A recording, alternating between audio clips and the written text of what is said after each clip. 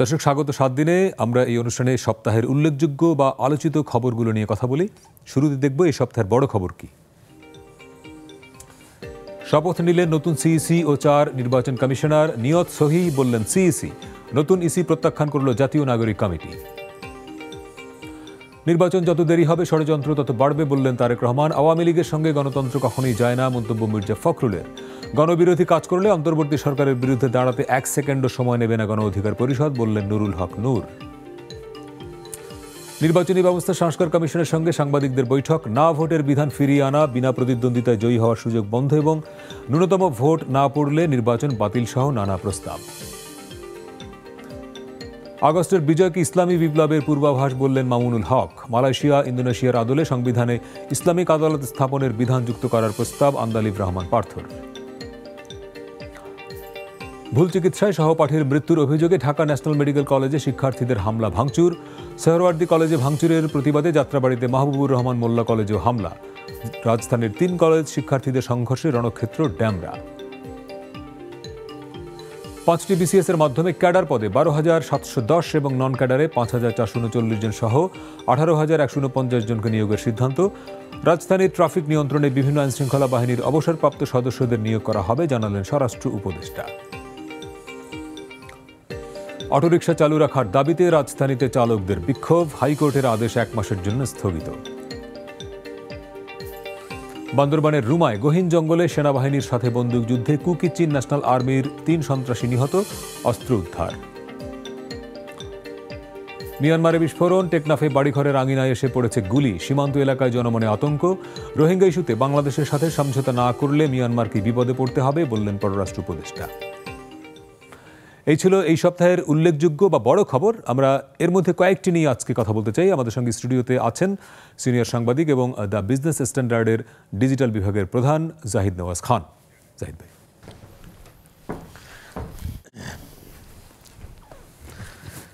স্বাগত আপনাকে। ধন্যবাদ। গত শনিবারে একটা বৈঠক হলো নির্বাচন কমিশন সংস্কার, যে কমিশন নির্বাচন ব্যবস্থা সংস্কার কমিশনের সঙ্গে আপনি সেখানে ছিলেন। অনেক পরামর্শ আপনারা দিয়েছেন।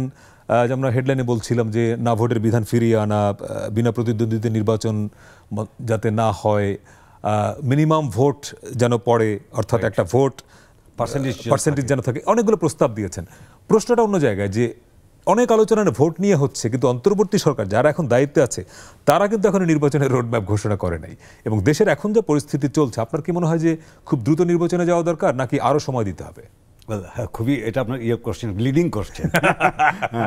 না, নির্বাচন নিয়ে যে খুব বেশি কথা হচ্ছে না এরকমও কিন্তু না। আচ্ছা, আমরা দেখেছি যে কয়েক মাস আগে প্রথম নির্বাচন ইস্যুতে সরকারের প্রতিষ্ঠানের একটা অংশ হিসেবে সেনাপ্রধান কিন্তু প্রথম বলেছিলেন যে 18 মাসের মধ্যে নির্বাচন হওয়াটা মানে উনি আশা করছেন এরকম একটা বিষয়। তারপর বিভিন্ন সময় উপদেষ্টা আসিফ নজরুল একটা টক শোতে বলেছিলেন এবং লেটলি আমরা দেখেছি যে ব্রিগেডিয়ার সাখাওয়াত লন্ডনে বলেছেন যে 2026 সালের মাঝামাঝি। তো সেক্ষেত্রে নির্বাচন আবার প্রধান উপদেষ্টার প্রেস উইং থেকে বলা হয়েছে এগুলো সবই ওনাদের ব্যক্তিগত মত। নির্বাচনের তারিখ কিংবা রোডম্যাপ এটি স্বয়ং প্রধান উপদেষ্টা ঘোষণা করবেন।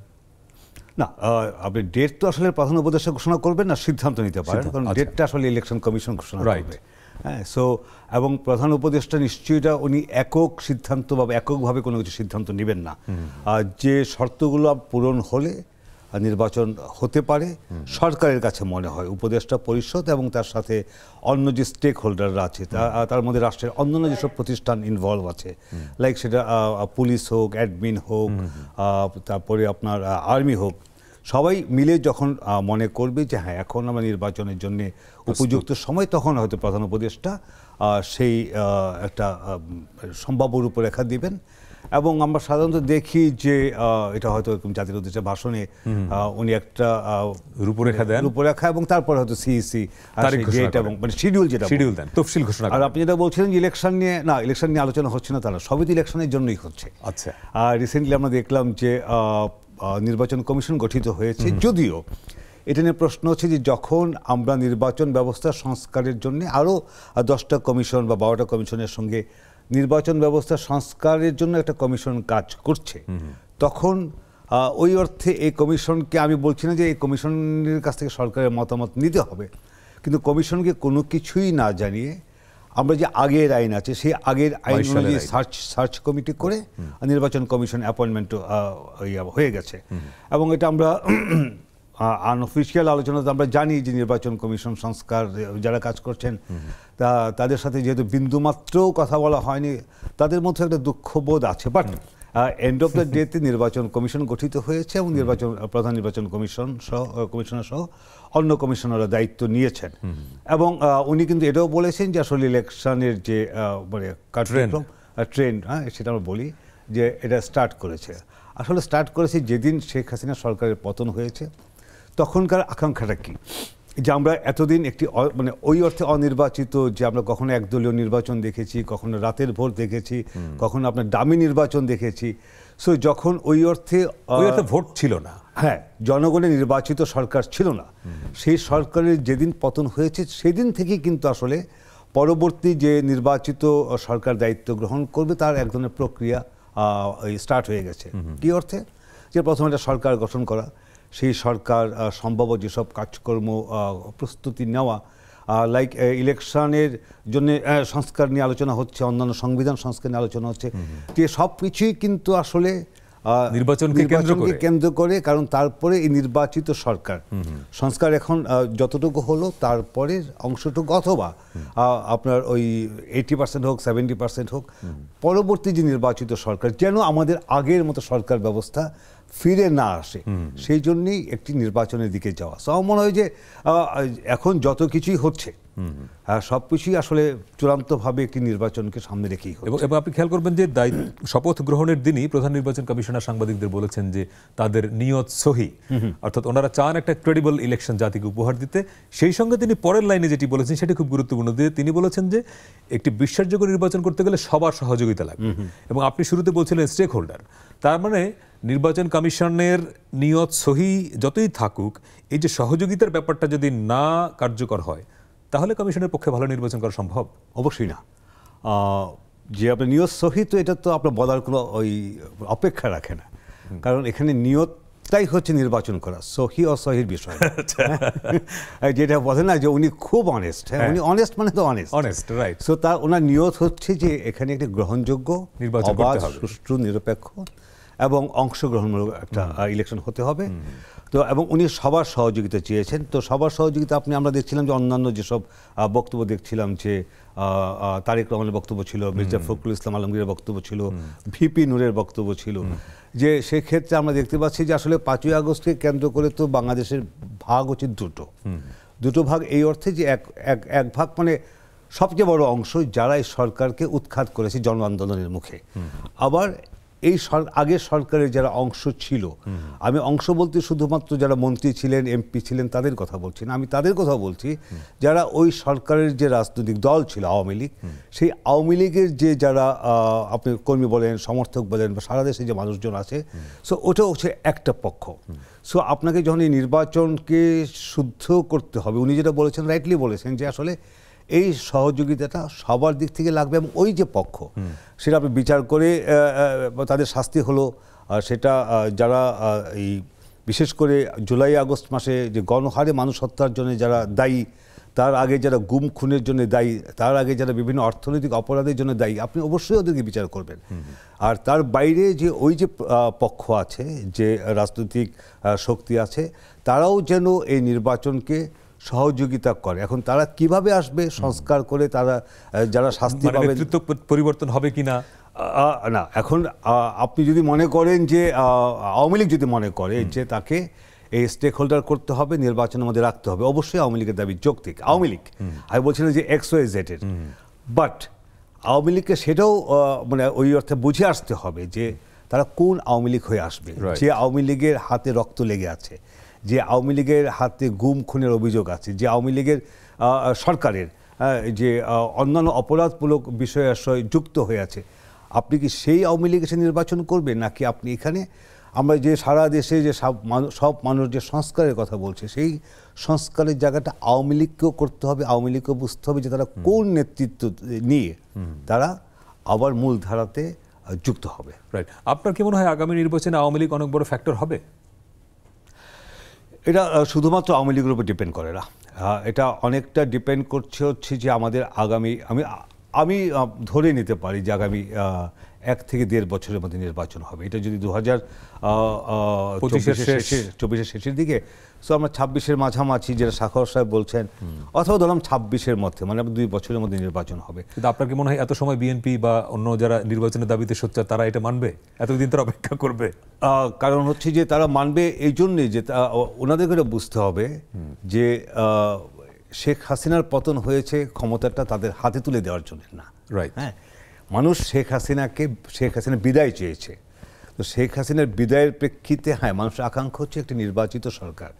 কিন্তু কোন নির্বাচিত সরকার? যে একই আমরা যেটা এ আর বি বলি, যে মুদ্রার এপিট অপিট যদি হয় সেরকম না। এবং আমার ধারণা বিএনপিও সেটা ওয়েল আন্ডারস্টুড। আপনি বিএনপি তো বলেছে যে তারা সংস্কারের যেসব এই অন্তর্বর্তী সরকারের আওতার মধ্যে পড়ে তারা সেগুলো করবে, এই সরকার করবে, তারপরে নির্বাচন হবে। নির্বাচিত হলে বিএনপি যে ক্ষমতা আসবে সেটা আমরা নিশ্চিত না, বাট আমরা ধরে নিচ্ছি যে এই মুহূর্তে যে বাস্তবতায় বিএনপি হয়তো নির্বাচিত হবে। সো বাকি যে সংস্কার কার্যক্রম সেটা তারা এগিয়ে নেবে। এবং এই আপনি দেখেন যে গতকালও তারেক রহমান একটি কথা বলেছেন যে যত দীর্ঘায়িত হবে ষড়যন্ত্র বাড়বে।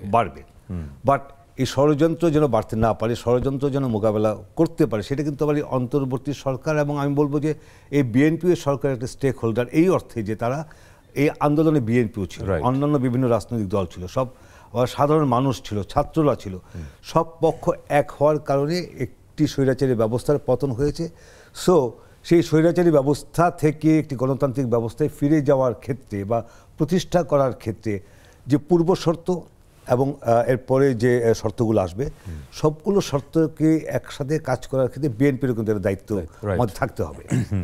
তার মানে আপনি যেটা প্রশ্নটা ছিল আওয়ামী লীগ আগামী নির্বাচনে কতটা ফ্যাক্টর হবে, এটা নির্ভর করছে। তাহলে আপনি বলছেন যে নির্বাচন কবে হবে, কত দিন লাগবে, এর মধ্যে কি কি ঘটনা পলিটিক্সে ঘটে তার উপরে, এটার উপর ডিপেন্ড করছে। আপনি তো ইতিমধ্যেই দেখেছেন যে একটা দাবি ছিল যে আওয়ামী লীগকে নিষিদ্ধ করতে হবে, কিন্তু সেখান থেকে সরকার অবশ্য সরে এসেছে। এবং বিএনপিও কিন্তু শুরু থেকে, মির্জা ফখরুল ইসলাম আলমগীর কিন্তু শুরু থেকে বলেছিলেন যে এই সিদ্ধান্ত নেওয়ার মালিক আমি তুমি না, এই সিদ্ধান্ত নেওয়ার মালিক হচ্ছে জনগণ। ভোটের জনগণ যদি প্রত্যাখ্যান করে সে আসবে না, সেটাই যে, এবং উনি এটাই ইন্ডিকেট করেছেন যে মানে এর মানে হচ্ছে যে আপনি নিষিদ্ধ করবেন না, সে ভোটে আসবে, ভোটে আসার পর দেখা যাক যে জনগণ তাকে কতটুকু ভোট দেয়। রাইট, ঠিকই আছে। আমরা যে জায়গাতে বলছিলাম যে একটা হচ্ছে যে আগামী 1.5-2 বছরে পলিটিক্যাল ডেভেলপমেন্টগুলো কি ঘটে, শুধুমাত্র এটা না, তার সাথে কিন্তু জিও পলিটিক্সও কিছু ইনভলভ আছে। আপনি দেখেন যে মুহূর্তে ট্রাম্প বিজয়ী হলেন, মানে এক ধরনের কিন্তু আমরা মানে এখানকার যারা আওয়ামী পন্থী তারা ভেবেছিলেন যে তাদের জন্য সুদিন, তাদের জন্য ভেবেছিলেন বলা যাবে না, তারা মনে করছে যে আগের যে বাইডেন প্রশাসন যেভাবে বাংলাদেশের গণতন্ত্র নিয়ে চিন্তাগ্রস্ত ছিল, উদ্বিগ্ন ছিল, ট্রাম্প এসে সেটাতে অতটা নাক গলাবে না, বরং উল্টোটা ঘটতে পারে। যেহেতু আগের সরকারের সঙ্গে মোদী সরকারের একটা বা নরেন্দ্র মোদীর একটা সম্পর্ক খুবই ঘনিষ্ঠ, এবং আবার নরেন্দ্র মোদীর সঙ্গে ট্রাম্পের একটা সম্পর্ক খুবই ঘনিষ্ঠ। এটা শুধু ব্যক্তিগত সম্পর্ক নয়, আমি বলছি যে যে বাস্তবতায় ইন্ডিয়া তো বারবার বলছিল যে তাদের বাংলাদেশকে আগে সরকারকে সমর্থন করার বড় কারণ হচ্ছে যে তাদের স্বার্থ ছিল সেফটি সিকিউরিটি জায়গা থেকে। তো সেই জায়গা থেকে তারা আগে সরকারকে কমফোর্টেবল মনে করেছে, এবং তারা এটা বলেছে পরবর্তী সরকার যিনি আসবে তিনিও যদি সেই কমফোর্ট দেন তাহলে তো সমস্যা নেই। এখন জিও পলিটিক্সের জায়গাটা হচ্ছে যে ভারত এবং যুক্তরাষ্ট্রের মধ্যে অনেক বিষয় আসে থাকে। আপনি দেখেন যে আগের 2024-এর যে নির্বাচন হলো তার আগে তো আমরা মার্কিন যুক্তরাষ্ট্র থেকে অনেক ধরনের বক্তব্য শুনছিলাম, ভিসা রেস্ট্রিকশন, এইসব বিষয় আসে, কিন্তু একটা পর্যায়ে এসে কিন্তু আমেরিকা অফ হয়ে গেল। এবং এটা মনে করে যথেষ্ট কারণ আছে যে এখানে ভারতের একটা ভূমিকা ছিল, এবং যেটা আমরা নিউ ইয়র্ক টাইমস বা ওয়াশিংটন পোস্টের রিপোর্টও দেখেছি যে ভারতের অনুরোধে যুক্তরাষ্ট্র বাংলাদেশের নির্বাচনকে একটা ভালো নির্বাচনের ক্ষেত্রে তাদের অবস্থান থেকে একটু চুপ হয়ে যায়। সো একইভাবে যেরকম এখন যখন বাট ফাইনালি কিন্তু আর যুক্তরাষ্ট্র যে পুরোটাই সেই মোদী সরকারের অবস্থানে ছিল এরকম না, সেটা তো আমরা আন্দোলনের সময় দেখলাম। এবং আবার একই রকমভাবে আপনি দেখেন এখনও কিন্তু আবার যুক্তরাষ্ট্র সরকার বলছে যে যে মুহূর্তে ওনারা বলছে সভা সমিতি সমাবেশের যে অধিকার, এখনো যখন আওয়ামী লীগ সেটা এবং তারা কয়েকবারই বলেছে যে 5ই আগস্টের পরে যত ধরনের মব ভায়োলেন্সের নামে যা হয়েছে তারা চায় সেগুলোরও বিচার হোক। কারণ আপনি বলছেন যে না, সেটা তো স্বাভাবিক, বিচার হতে হবে, আপনি মানুষকে মেরে ফেলবেন।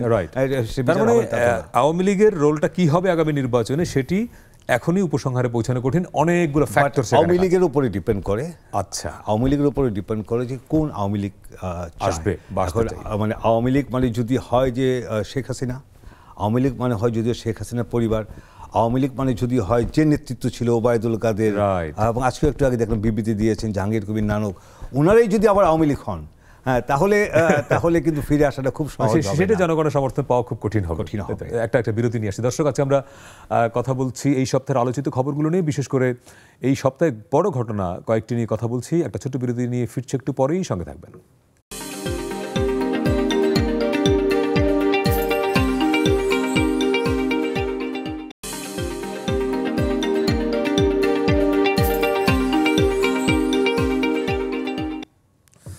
দর্শক, বিরতির পরে আবারও স্বাগত 7 দিনে। আজকে আমরা সপ্তাহের আলোচিত কয়েকটি খবর নিয়ে কথা বলছি। আমাদের সঙ্গে স্টুডিওতে আছেন সিনিয়র সাংবাদিক জাহিদ নওয়াজ খান, এবং অনলাইনে আমাদের সঙ্গে যুক্ত হয়েছেন চট্টগ্রাম থেকে সাংবাদিক একরামুল হক, এবং বান্দরবান থেকে যুক্ত আছেন মনিরুল ইসলাম মনু।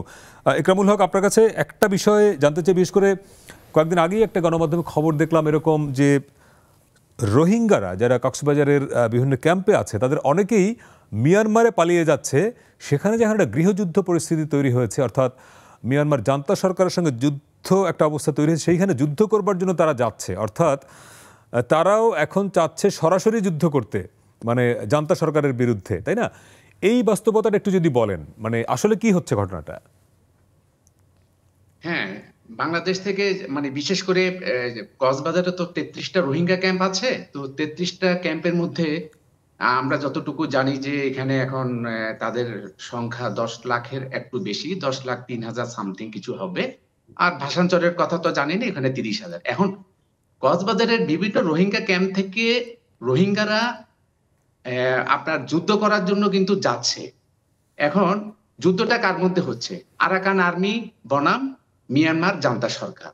তো আমি একটু আগে আমি খবর নিয়েছি, ওই ক্যাম্পে যারা কাজ করে, বিশেষ করে বিদেশি সংস্থাগুলো যারা কাজ করে, তারা আমাকে যে তথ্যটা দিয়েছেন যে রোহিঙ্গাদের মধ্যে কোনো ঐক্য নেই, যে কারণে কিছু রোহিঙ্গা যাচ্ছে আপনার আরাকান আর্মির সাথে যুদ্ধ করছে তারা জান্তা সরকারের বিরুদ্ধে, আবার কিছু রোহিঙ্গা কিন্তু মিয়ানমার জান্তা সরকারের হয়ে যুদ্ধ করছে। ফলে এটার মধ্যে একটা দ্বিধা, মানে রোহিঙ্গাদেরকে নিয়ে কিন্তু জান্তা সরকার এবং আরাকান আর্মির তাদের মধ্যে কিন্তু একটা অবিশ্বাস তৈরি হয়েছে। তাদের মধ্যে ঐক্য না থাকার কারণে এই অবিশ্বাসটা তৈরি হয়েছে, কারণ তারা দুই দিকেই কিন্তু অবস্থান নিয়ে তারা যুদ্ধ করতেছে। এখন দেখা যাচ্ছে যে যুদ্ধ করার পাশাপাশি যাচ্ছে ঠিকই, আবার আসতেছে ঠিকই, কারণ এদেরকে কিন্তু আবার আর্মিরা বিশ্বাস করতেছে না, আরাকান আর্মিরা বিশ্বাস করতেছে না, জান্তা সরকারও কিন্তু তাদেরকে আস্থায় নিতে পারতেছে না। যে কারণে যারা মানে আগে থেকে সেখানে অবস্থান করতেছে, আমরা তো জানি যে 2017 সালে 25 আগস্ট থেকে ব্যাপকভাবে কিন্তু রোহিঙ্গারা বাংলাদেশে, বিশেষ করে কক্সবাজার এবং নাইক্ষ্যংছড়ি, বান্দরবানের নাইক্ষ্যংছড়িতে দলে দলে তারা আসছে। তখন তো প্রায় 7,73,000 আমরা যেটা শুমারি করে যেটা জানতে পেরেছি, 7,73,000 রোহিঙ্গা ধাপে ধাপে এসেছে। এটা এখন আগেরও কিছু ছিল, সব মিলে এখন 10 লক্ষর উপরে রোহিঙ্গা তো যাচ্ছে, আবার ফিরেও আসছে, যুদ্ধ করার জন্য যাচ্ছে। তারা চাচ্ছে যে তারা মানে তাদের পূর্বপুরুষের ভিটা বাড়িতে তারা ওখানে বসতি স্থাপন করবে, কিন্তু পরিস্থিতি তো খুব খারাপ। আমরা তো মাঝে মধ্যে মিডিয়াতে দেখতেছি যে সেখানে প্রতিদিনই মানে যুদ্ধ হচ্ছে, ব্যাপক গোলাবর্ষণ হচ্ছে, প্রকম্পিত হচ্ছে টেকনাফ। কিন্তু বলুন ভাই, একটা বিষয়, মানে আপনি যেটা বললেন যে খুব আমার রহস্যজনক মনে হচ্ছে জিনিসটা, যে রোহিঙ্গারা তো মিয়ানমারের জান্তা সরকারের দ্বারাই নির্যাতিত, নিপীড়নের শিকার হয়ে বাংলাদেশে পালিয়ে এসছে। তো তারা কেন সেই জান্তা সরকারের পক্ষ হয়ে লড়াই করবে? মানে এই ব্যাখ্যাটা কি?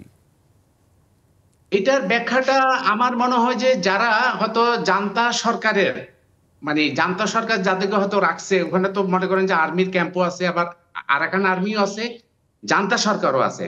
যারা জান্তা সরকারের অধীনে আছে বা জান্তা সরকার যাদেরকে নিয়ন্ত্রণ করতেছে, রোহিঙ্গাদের মধ্যে কিছু আরাকানের সাথে ভিড়ে গেছে, কিছু জান্তা সরকারের ছত্রছায়া আছে। তো ছত্রছায়া যারা আছে, আমার ধারণা যে তারাই কিন্তু আরাকান আর্মিদের বিরুদ্ধে তারা যুদ্ধ করতেছে। কিন্তু একটা জিনিস এখানে মনে রাখতে হবে, কিন্তু রোহিঙ্গারা কিন্তু উভয় পক্ষ দ্বারা কিন্তু নির্যাতিত।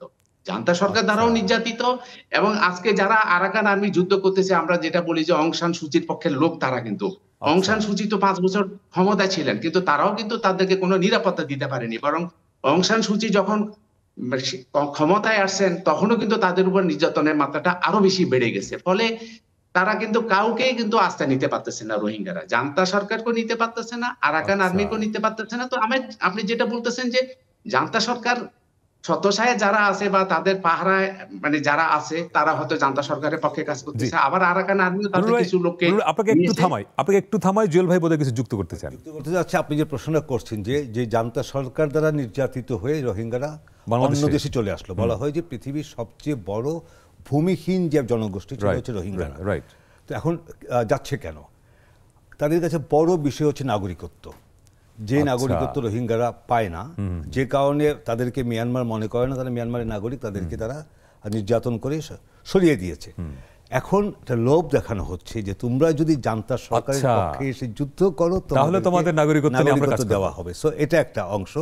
আর বুধ ভাই রাইটলি বলতেছিলেন যে এখানে কিন্তু রোহিঙ্গারা দুই পক্ষ দ্বারাই নির্যাতিত। আর আরেকটা অংশ যেটা আরাকান আর্মির মধ্যে হয়তো কিছু যোগাযোগ হয়েছে, আসো আমরা একসঙ্গে যুদ্ধ করি জান্তার বিরুদ্ধে, তারপরে যদি জান্তা মুক্ত হই তোমাদের জন্য কিছু একটা আমরা করব। যেমন আরাকান আর্মি ওখানে স্বাধীন এক ধরনের স্বায়ত্তশাসনের জন্যই লড়াই করছে, এবং যেটা আসলে দুই পক্ষই টোপ দিচ্ছে। এখানে কেউই আসলে রোহিঙ্গাদেরকে ভালোবেসে রোহিঙ্গাদের অধিকার প্রতিষ্ঠার জন্য কিছু করছে এরকম না। সেটা নাইদার জান্তা গভর্নমেন্ট নর দ্য আরাকান আর্মি। আপনি খেয়াল করবেন কয়েকদিন আগেই পররাষ্ট্র উপদেষ্টা তৌহিদ হোসেন একটা কথা বলেছেন যে রোহিঙ্গা ইস্যুতে যদি মিয়ানমার সরকার সমঝোতা না করে বাংলাদেশের সঙ্গে, তাহলে এর জন্য মিয়ানমারকেই পস্তাতে হবে, মানে তাদেরকে বিপদে পড়তে হবে, এরকম উনি বলছেন। ওটা হচ্ছে যেহেতু ইন্টারনালি একটা গৃহযুদ্ধ চলছে, সেই সুচি গভর্নমেন্টকে উচ্ছেদের পর থেকেই বিভিন্ন পকেটে আরাকানে চলছে এবং অন্যান্য আরও কিছু, এবং এখানে আপনি দেখেন যে চীনের সাথে একটা খুব অদ্ভুত সমীকরণ। চীন একই সঙ্গে জান্তা গভর্নমেন্টকে সহায়তা করে, একই সঙ্গে বিদ্রোহীদেরকে সহায়তা করে।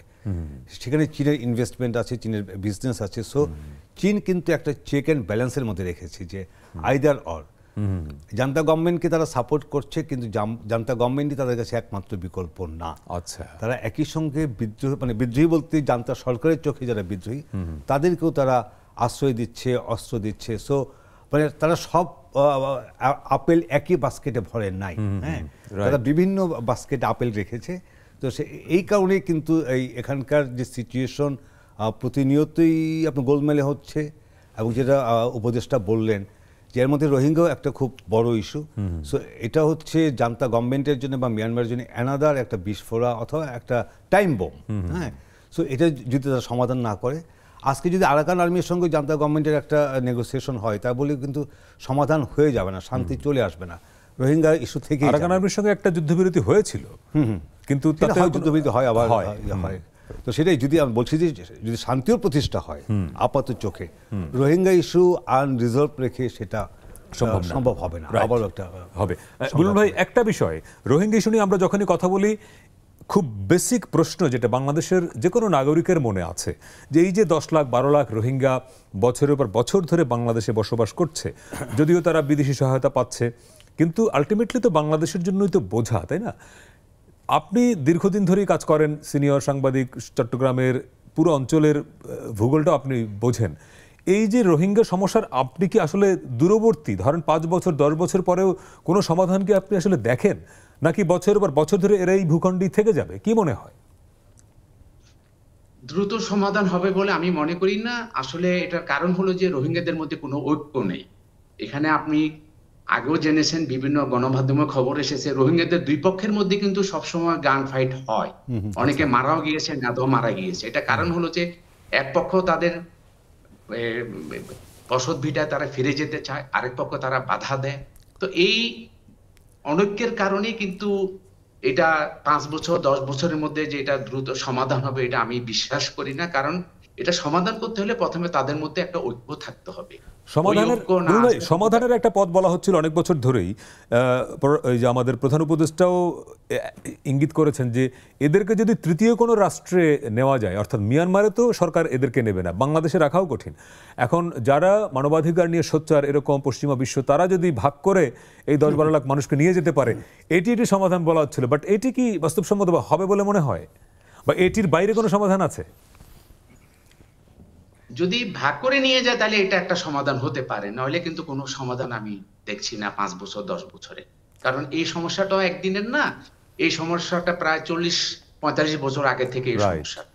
74 সালে প্রথম বোধহয় রোহিঙ্গারা বাংলাদেশে আসে, রাইট? জাহিদ ভাই, তার মানে কি রোহিঙ্গা সমস্যা এটা আমাদের বইতে হবে, মানে অনন্তকাল বইতে হবে? আপনি দেখেন যে আমাদের এরকম এত বড় না হলে একটা সমস্যা ছিল 71-এর পরে, জি, যাদেরকে বলা হতো আটকে পড়া পাকিস্তানি। ইনফ্যাক্ট 47-এর দেশভাগের পর ভারত থেকে মুসলমানদের একটা অংশ তৎকালীন পূর্ব পাকিস্তানে এসেছিল, এবং 71-এর মুক্তিযুদ্ধের সময় এই অংশটার একটা বড় অংশই আবার পাকিস্তানি আর্মির পক্ষে অবস্থান নিয়েছিল। সো যখন 71-এর মুক্তিযুদ্ধের বিজয়ের মাধ্যমে তাদেরকে এক ধরনের শত্রুবোধ বিবেচনা করা হবে, এটাই স্বাভাবিক ছিল। এনিওয়ে কয়েক বছরের মধ্যে সেই শত্রুতা তো আর ওই পর্যায়ে থাকে নাই, কিন্তু তারা একটা এরকম ভাসমান গোষ্ঠী হিসেবে এদেশে অবস্থান করছিল। এবং তারপরে বছরের পর বছর যখনই আমরা সার্ক সম্মেলন হতো, বাংলাদেশে কোনো প্রাইম মিনিস্টার বা প্রেসিডেন্ট পাকিস্তান যেতেন, পাকিস্তান থেকে কেউ আসতেন, সেটা নওয়াজ শরীফ হোক বা বেনজির ভুট্টো হোক বা জিয়াউল হক, তখনই কিন্তু আমরা আলোচনা শুনতাম যে এই আটকে পড়া পাকিস্তানিদেরকে ফিরিয়ে নিয়ে যাওয়া। পর শেষ পর্যন্ত সেটা হয় নাই, এবং বাংলাদেশের সরকার তাদেরকে অ্যাবজর্ব করে নিয়েছে, তাদেরকে নাগরিকত্ব দিয়েছে। বাট রোহিঙ্গাদের ক্ষেত্রে সংখ্যাটা তো, রোহিঙ্গাদের সংখ্যাটা তো অনেক বেশি, প্রায় 12 লাখ। এবং ওইটাও আমি বদুল ভাই যদিও ভাবছেন যে পকেট করে যদি অন্য দেশে নিয়ে যাওয়া হয়, আমি নিজে খুব বেশি আশাবাদী না। আশাবাদী একটা উদ্যোগ হয়েছিল, আমেরিকা বোধহয় নিয়েছিল, খুবই কম, যে আমরা পশ্চিমাদেরকে আমাদের এই রোহিঙ্গাদের জন্য এতটা মানবিক হতে দেখব, সেটা আশা করা উচিত। আমি যদি স্পেশালি গাজার বিষয়টা ভাবি, এবং রোহিঙ্গাদের পরিচয় যেহেতু মুসলিম, এটি একটা বড় অবস্ট্রাকশন, অনেকেই মনে করে। সো এক্ষেত্রে ছোট করে বলি যে আসলে সমাধানটা হচ্ছে রোহিঙ্গাদেরকে এই মিয়ানমারের মধ্যেই তাদেরকে, মানে তাদের দেশটা মিয়ানমারের মধ্যে, তাদের দেশেই তাদেরকে ফিরিয়ে দেওয়া। এখন সেটা মিয়ানমার দেশ হবে নাকি রোহিঙ্গা ল্যান্ড বা অন্য কিছু হবে, সেটা হয়তো 20 বছর 30 বছর পর আরো আলোচনা। রাইট, আমরা এইটা শেষ করতে চাই। বুলবুল ভাই, আপনাকে অনেক ধন্যবাদ আমাদের সাথে যুক্ত হওয়ার জন্য। মনিরুল ইসলাম মনু ভাই আছেন বান্দরবান থেকে। মনু ভাই, আপনার কাছে বিরতি থেকে এসে আপনার কাছে আসবো, কেননা পাহাড়ে কুকি চীন এটি একটি বড় উদ্বেগের নাম। আমরা কয়েকদিন আগেই গণমাধ্যমে দেখলাম যে 3 জন নিহত হয়েছেন তাদের সদস্য। ফলে কতটা উদ্বেগের পাহাড়ে, এটি নিয়ে কথা বলবো। সঙ্গে থাকবেন দর্শক, আমরা একটু পরেই ফিরছি একটা বিরতি নিয়ে, সঙ্গে থাকবেন।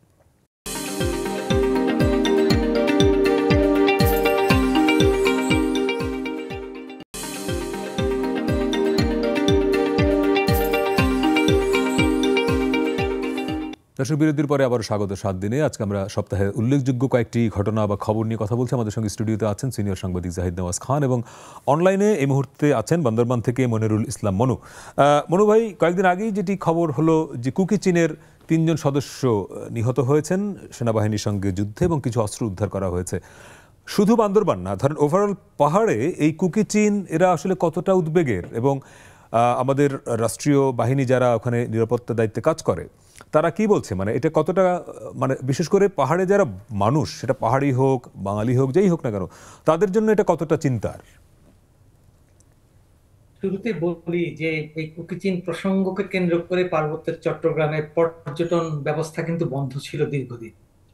সুতরাং এই ইস্যুটি যে পার্বত্যের চট্টগ্রামকে খুব বেশি প্রভাবিত করে, সেটি নিয়ে আর নতুন করে বলার কিছু নেই। তবে এইটুকু বলা যায় যে কুকি চীন ন্যাশনাল ফ্রন্ট নামে তারা যে সংগঠনটি করেছে, যেটিকে আমরা সংক্ষিপ্ত ভাষাকে এনএফ বলি, তাদের দাবি হচ্ছে রাঙামাটি এবং বান্দরবানের কয়েকটি উপজেলা নিয়ে পৃথক তাদের জন্য একটি রাজ্য। সুতরাং যেহেতু বান্দরবানের বাইরে রাঙামাটি অংশ তাদের আলোচ্য বিষয় হয়ে দাঁড়িয়েছে, সুতরাং এই কুকি চীন প্রসঙ্গটি পুরো পার্বত্য চট্টগ্রামকেই প্রভাবিত করে, এবং এটি সরকার এবং আমাদের এখানে যে নিরাপত্তার দায়িত্বে আছেন, নিরাপত্তা ব্যবস্থা, তাদের জন্য একটি বড় ধরনের ইস্যু এবং বড় ধরনের সমস্যা। এবং এই সমস্যা তো প্রায়ই, এই সমস্যায় কেউ কেউ মারা যাচ্ছেন, কেউ গ্রেপ্তার হচ্ছেন, এভাবেই চলে যাচ্ছে আর কি পার্বত্য। তাদের তৎপরতাটা কোন অঞ্চলে বেশি, এবং তাদের তৎপরতার ধরনটা কি করে আসলে তারা? কুকি চীন ন্যাশনাল ফ্রন্ট যখন গঠন হয়, তারা প্রথম দিকে তারা রাজনৈতিক দাবি দাওয়াগুলোর কথা বলছিল। আমরা জানি যে 2022 সালে তারা কুকি চীন ন্যাশনাল আর্মি নামে তাদের একটি সামরিক শাখা গঠন করে, যেটিকে KNA বলা হয়। KNA গঠিত হওয়ার পর মূলত তারা অস্ত্র হাতে নিয়ে পার্বত্য চট্টগ্রামের বিভিন্ন অঞ্চলে তৎপরতা চালাচ্ছে। তাদের বিরুদ্ধে চাঁদাবাজির অভিযোগ আছে, অপহরণের অভিযোগ আছে, উন্নয়ন কর্মকাণ্ডে বাধা দেওয়ার অভিযোগ আছে, কখনো কখনো পর্যটকদের জন্য তারা বাধা হয়ে দাঁড়ান এমন অভিযোগও আছে।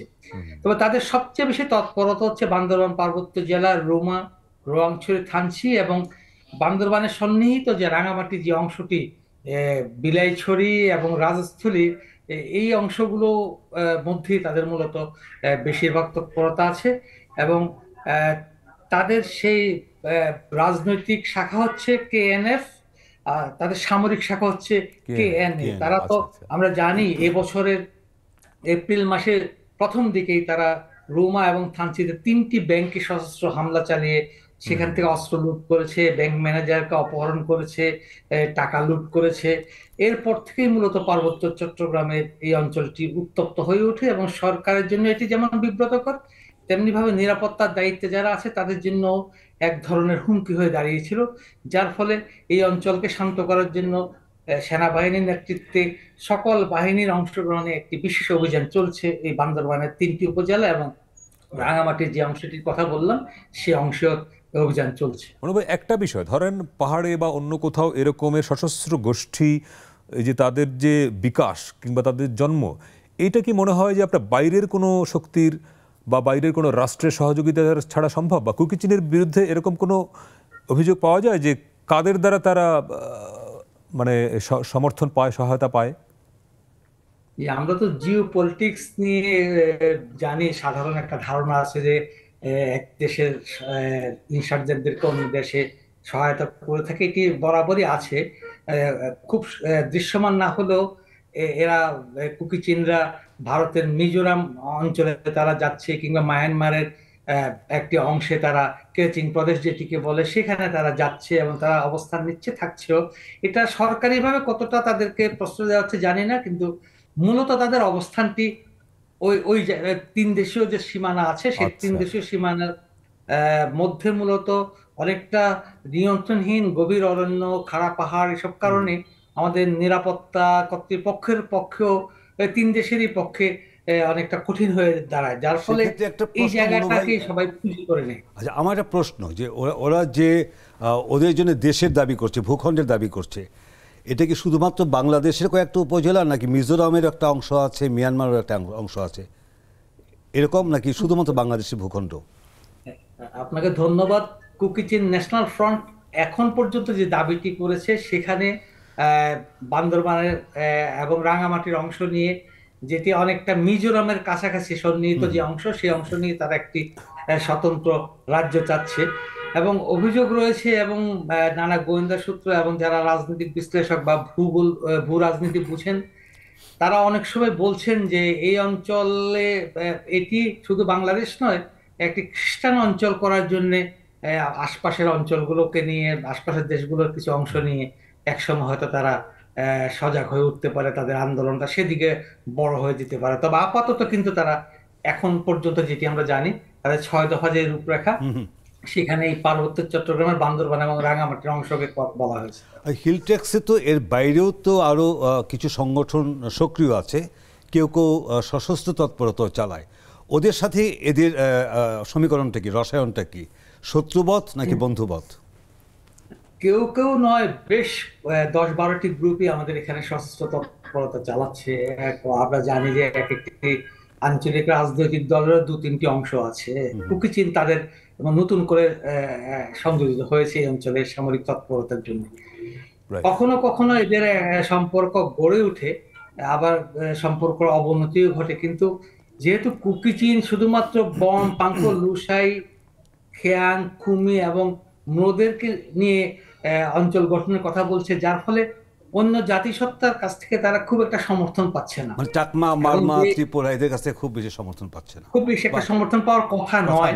এবং যে সশস্ত্র সংগঠনগুলো বা আঞ্চলিক সংগঠনগুলো এদের দ্বারা অধ্যুষিত বা প্রধান অংশ এরা, তাদের কাছ থেকে মূলত কুকিচিন ন্যাশনাল ফ্রন্ট বা কুকিচিন ন্যাশনাল আর্মি খুব একটা সমর্থন পাচ্ছে না। কিন্তু আমরা জানি সন্ত্রাসী গ্রুপ কিংবা সন্ত্রাসীরা পারস্পরিকভাবে অভ্যন্তরীণ স্বার্থ থাকে।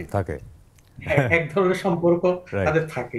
আচ্ছা, আমার শেষ প্রশ্ন, জি মনে হয় শেষ প্রশ্ন হচ্ছে যে আপনি যেটা বলছেন যে পাহাড়ে 10-12টা সশস্ত্র সংগঠন আছে, এর মধ্যে কিছু কিছু সংগঠনের নেতৃত্ব পর্যায়ে যারা আছেন তাদেরকে আমরা চিনি বলতে যে তারা কেউ ঢাকা বিশ্ববিদ্যালয়ে পড়েছেন, কেউ বুয়েটে পড়েছেন, কেউ চট্টগ্রাম বিশ্ববিদ্যালয়ে পড়েছেন, মানে একটা ছাত্র রাজনীতির ব্যাকগ্রাউন্ড ছিল।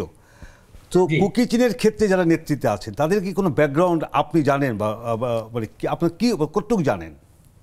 খুব বেশি ব্যাকগ্রাউন্ড তাদের নাই, তবে নাথান বম যিনি কুকিচিন ন্যাশনাল ফ্রন্টের নেতৃত্ব দিচ্ছেন, যাকে পার্টি চেয়ারম্যান বা প্রেসিডেন্ট মনে করছে তারা, ঘোষণা যেভাবে আসছে, তিনি ঢাকা বিশ্ববিদ্যালয়ের চারুকলা একজন পড়াশোনা করেছেন এবং তিনি 2018 সালে 19 সালে যে নির্বাচনটি হয়েছিল সেই নির্বাচনে তিনি সংসদ সদস্য পদে প্রার্থী হয়েছিলেন। এটি আমাদের কাছে মনে হচ্ছিল যে তিনি ধাপে ধাপে এগুচ্ছিলেন তার একটা দীর্ঘমেয়াদী লক্ষ্য নিয়ে আর কি। জি মনু ভাই, অনেক ধন্যবাদ আপনাকে, অনেক ধন্যবাদ আমাদের যুক্ত হওয়ার জন্য। চলবে আরেকটা বিরতি নিচ্ছি। বিশেষ করে আমরা এই সপ্তাহের একটা বড় ঘটনা ঢাকা শহর জুড়ে যেটা হলো রবি সোমবার, এবং তারপরেও তার রেশ থাকলো, ছাত্ররা বেশ কয়েকটি কলেজে ভাঙচুর চালালো এবং হাজার হাজার ছাত্র একসঙ্গে জড়ো হয়ে একটি মেডিকেল কলেজেও ব্যাপক তাণ্ডব চালালো। এটি নিয়ে কথা বলতে চাইবো একটা বিরতি নিয়ে। দর্শক, আর একটা বিরতি নিয়ে ফিরছে একটু পরেই, সঙ্গে থাকবেন।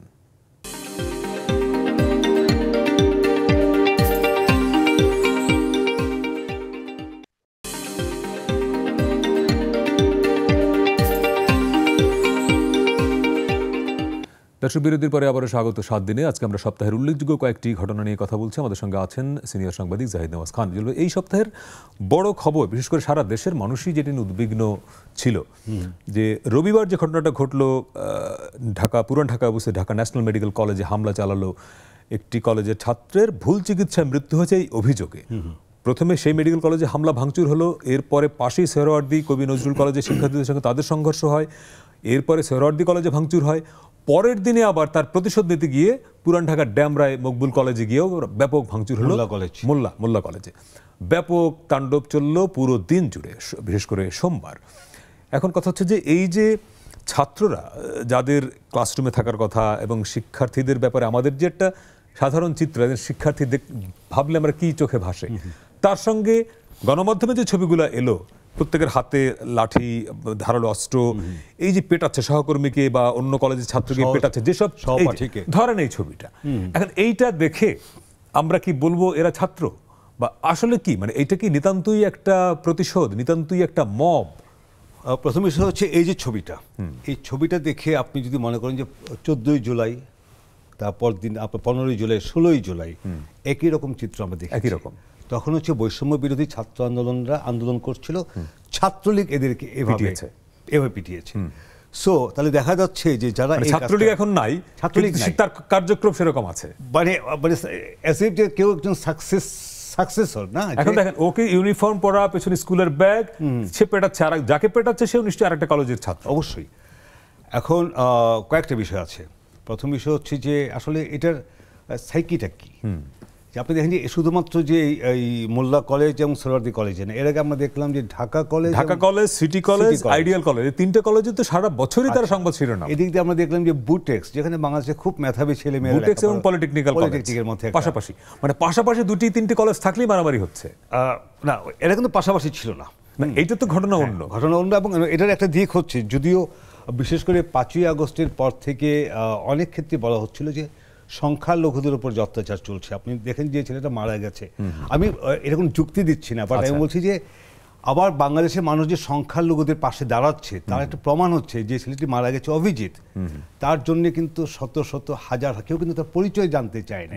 হ্যাঁ, সো মানে এর মানে হচ্ছে যে এই দিকটা আপনি দেখবেন যে যতটা বলা হয় বিষয়টা অতটা কিনা ওই ইস্যুতে। আপনি যেটা মেইন ইস্যুতে আসেন, যে প্রথমত আসলে দেশে 5ই আগস্টের পর থেকে একটা পাওয়ার ভ্যাকুয়াম আছে, এটা সত্য। প্রথম পুলিশ ছিল না, এখন পুলিশ থাকলেও যেরকম কালকে কতটা সক্রিয়, যে এবং তারা বলছেন যে তারা খুব বেশি অ্যাকশনে যায়নি, বাট রাষ্ট্র স্বরাষ্ট্র উপদেষ্টা বলেছেন তারা ছাত্রদের ব্যাপারে বেশি হার্ডলাইনে যেতে চান না। তাহলে হার্ডলাইনে যেতে চান না, তাহলে আপনি তাহলে এই অ্যানার্কি চলবে? ছাত্রদেরকে পিটে মেরে ফেলবে? রাইট। আপনি যদি দেখেন যে আপনার মহল্লাতে কয়েকটা কুকুর ঝগড়া করছে, সেখানেও কিন্তু আপনি ইন্টারফিয়ার করেন যদি তারা সেই ফেরোসাস পর্যায়ে যায়। আপনি ছাত্র দুই পক্ষ দাঁড়িয়ে একজন আরেকজন বিরুদ্ধে স্লোগান দিচ্ছে, আপনি সেখানে মেনটেন করতে আপনি বলবেন যে আমি হার্ডলাইনে যাব না। কিন্তু আপনি যদি দেখেন যে দুই পক্ষই এই সশস্ত্র অবস্থায় এসে মারামারি করছে, তখন আপনি হার্ডলাইনে যাবেন না, তাহলে তো this is not the government, এটা কোনো গভর্নেন্স না। রাইট। গভর্নেন্স হতে হলে আপনাকে, আমি বলছি না যে ছাত্রকে পিটিয়ে বা গুলি করে মেরে ফেলতে হবে না, বাট এটা হচ্ছে একটা হচ্ছে ইনস্ট্যান্ট অ্যাকশন। আরেকটা বিষয় আছে যেটা বলছিলাম যে পাওয়ারে একটা ভ্যাকুয়াম আছে, একই সঙ্গে কিন্তু রাজনৈতিক শক্তির ক্ষেত্রে একটা ভ্যাকুয়াম আছে। আজকে যদি একটা পলিটিক্যাল গভর্নমেন্ট থাকতো, আপনি দেখতেন যে প্রথম একটা ঘটনা ঘটতে পারতো হয়তো, তারপরে কিন্তু সেটা পলিটিক্যালি ইন্টারনাল মেকানিজম দিয়ে কিন্তু এটা ডিল করা সম্ভব ছিল। মানে ক্রাইসিস ম্যানেজমেন্ট পলিটিক্যাল গভর্নমেন্ট যত সহজে পারে, নন পলিটিক্যাল গভর্নমেন্টের পক্ষে তো কঠিন। একই সঙ্গে যেটা আরেকটা বিষয় আছে ইন্টেলিজেন্সের ক্ষেত্রে, আপনি দেখেন যে ইন্টেলিজেন্স গ্যাদারিং কি ছিল আগের দিন যখন ওই মানে ঘোষণা দিয়ে মারামারি হলো, কিন্তু হ্যাঁ, যে মোল্লা কলেজের ছেলেরা এসে প্রথম হাসপাতালে আক্রমণ করলো, তারপরে সোহরাওয়ার্দী কলেজ, সেখানে আবার একটা তারা যেহেতু গিয়েছিল ওদেরকে পিটিয়ে ভাঙচুর করে গেল, তারপর দিন কি হতে পারে? আপনার বলছে মিডিয়া তো সেখানে আগে থেকে অ্যাসাইন করা ছিল যে আজকে কোনো একটা ঘটনা ঘটতে পারে, ঘোষণা ছিল তো ঢাকা বিশ্ববিদ্যালয়ের অধিভুক্ত 7টা কলেজের শিক্ষার্থীরা তো বলেছে যে পরের দিন মারামারি হবে, এবং সে কারণে ঢাকা কলেজ বন্ধও করা হলো। তাহলে আপনি দেখেন, তার মানে ঘোষণা দিয়ে মারামারি হচ্ছে, সেটা আইনশৃঙ্খলা বাহিনী ঠেকাতে পারবে না কেন? এখন আপনাকে সেটাই, একটা হচ্ছে অ্যাকশন নিতে হবে, আর একটা হচ্ছে যে আপনি শুধুমাত্র যে আহ্বান জানালেন তোমরা শান্তি বজায় রাখো, শান্তি বজায় রাখো বললে তো শান্তি বজায় থাকে না। আর স্পেশালি আমরা 5ই আগস্ট মানে জুলাই থেকে আগস্টের যে ছাত্র জনতার অভ্যুত্থানের যে আমরা ট্রমার মধ্যে দিয়ে গিয়েছি, এবং তারপরে যে এখানকার বাস্তবতা হচ্ছে যে অনেক ক্ষেত্রেই তো অ্যানার্কি প্রিভেল করেছে, তো সেসব যেহেতু আমরা প্রপারলি ডিল করতে পারি না, এবং যদি মানে এদের কাছে মনে হয়েছে যে গভর্নেন্সে মানে সাহস পেয়েছে, এরা কিন্তু এই সাহসটা পেয়েছে, তারা ভাবছে যে এখন যে কেউ তো দাবি নিয়ে নেমে যাচ্ছে, মানে যে কোনো দাবি নিয়ে নেমে যাওয়া যায়, একটা ভ্যাকুয়াম আছে আপনি যেটা বলছেন, ফলে যে যার মতো ক্ষমতা প্রদর্শন করতে চায়। এটা হচ্ছে অসহনশীলতা আমরা কিন্তু অনেক উঁচু পর্যায়ে থেকেও দেখছি, ছবি নামিয়ে ফেলা। হ্যাঁ, আমি যদি এইভাবে নিজেকে এক্সপোজ করি, হ্যাঁ, যে আমি এরকম কোনো সহনশীল আচরণ করব না, মানে আমি অ্যানার্কির মধ্যে ঢুকে গেলাম, হ্যাঁ, তাহলে এটাও কিন্তু একটা মেসেজ দেয় যে এর মানে হচ্ছে যে এই ছাত্ররাও কিন্তু মনে করে তাহলে আমিও একটা অ্যানার্কিক হতে পারি। সো এটা ওভারঅল এবং সবচেয়ে বড় বিষয় হচ্ছে যে জুলাই আগস্ট মাসে আমাদের ছাত্ররা মানে রক্ত দিয়ে 1000-এর বেশি ছেলে মারা গেছে, রক্ত দিয়ে তারা একটা স্বৈরাচারী ব্যবস্থার পতন ঘটিয়েছে, তারা একটা নতুন বাংলাদেশের স্বপ্ন দেখছে। এখন এদেরকে আপনি কিভাবে কনস্ট্রাকটিভ কিভাবে ডিল করবেন, এনগেজ করবেন, সেটা হচ্ছে আপনার বিষয়। হ্যাঁ, এবং এই জন্য যে খুব বেশি কিছু সভা সমিতি সেমিনার ছাড়া যে মানে হয়তো যারা রাজনীতি করতে চাচ্ছে তারা হয়তো কিছু সংগঠন করছে, কিন্তু সাধারণ ছেলে মেয়ে তো হাজার তো নির্দলীয়। সো এদেরকে আপনি কিভাবে এই মানে পুনর্গঠন পুনঃ একত্রীকরণ বলি, মানে রিকনসিলিয়েশন, রিকনস্ট্রাকশন, রিবিল্ডিংয়ে আপনি কিভাবে ইনভলভ করবেন, সেই জাতীয় একটা প্রোগ্রাম থাকা উচিত। সবচেয়ে বড় বিষয় হচ্ছে আমি যেটা মনে করি যে আমাদের এডুকেশন সেক্টর, আমাদের সবচেয়ে বেশি রিসোর্সের জায়গা হচ্ছে শিক্ষা। মানে আমি যদি ফিউচারের কথা ভাবি, তাহলে আমরা প্রথম আন্দোলন করলাম, সফল হলাম, আমার কয়েক মাস গেল, এখন তো আমাদের শিক্ষাতে ফিরে যাওয়ার তো এখন 5ই আগস্টের পরে তো এদের সবার মানে শিক্ষা প্রতিষ্ঠানগুলো স্মুথলি চলবার কথা, কিন্তু 5ই আগস্ট কয়েক মাস না, আপনার প্রথম কয়েক মাস যেহেতু এদের ভাষায় যে ফ্যাসিস্ট একটা সিস্টেম ছিল, সেই সিস্টেমটা তো দূর করা হয়েছে। সো এখন তো ঢাকা বিশ্ববিদ্যালয় বলি বা যে কোনো বিশ্ববিদ্যালয়ের ভিসিরা তো এই ছাত্রদের প্রতি সহানুভূতিশীল শিক্ষকরা এসছেন, সরকারের মধ্যে তাদের প্রতি সহানুভূতিশীল উপদেষ্টারা আছেন। সো এখন হচ্ছে যে আমি যদি আমার প্রতিটা মাস নষ্ট হওয়া মানে গ্রামের যে ছেলেটা বা মেয়েটা এখানে লেখাপড়া করছে তার বাবা মার যে ইনভেস্টমেন্ট, রাষ্ট্রের যে ইনভেস্টমেন্ট, এটা হিউজ লস। এবং এদেরকে এই শিক্ষা কার্যক্রমে নিয়ে যাওয়ার ক্ষেত্রে সরকারের এখন মানে সংস্কার আমরা করব, কিন্তু প্রথম এটাই 1 নম্বর প্রায়োরিটি হওয়া উচিত। অনেক ধন্যবাদ জুয়েল ভাই আমাদের সময় দেওয়ার জন্য। দর্শক, এই ছিল আমাদের আজকের 7 দিনে। কথা হবে আগামী সপ্তাহের উল্লেখযোগ্য ঘটনাগুলো নিয়ে। ভালো থাকুক বাংলাদেশ, ভালো থাকবেন সবাই, নিরাপদে থাকবেন।